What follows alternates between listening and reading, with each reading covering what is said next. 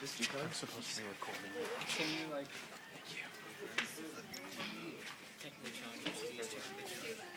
Alright, so this experiment is called the underwater firework. Why are we doing it outside? Because it releases chlorine gas. Well, just in case. We're in the splash zone. Because what? No, I don't know. I'm guessing. Just in case. They I have don't no. know what it's making now. Okay, alright. I was getting to that.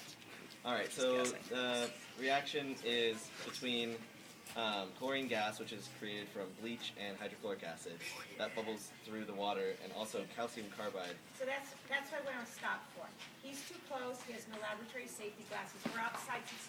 He generated poisonous chlorine gas. Alright, so. Alright, so. First I'm gonna make Everybody quiet! Alright, first I'm gonna make the chlorine gas. Excuse me. We don't eat in chem lab. Can you put that away, please? That's rude. Someone's giving a presentation right now. Stand there. You can right.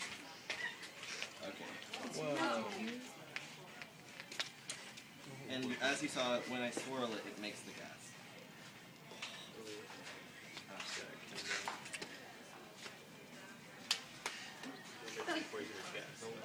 Yeah. Alright.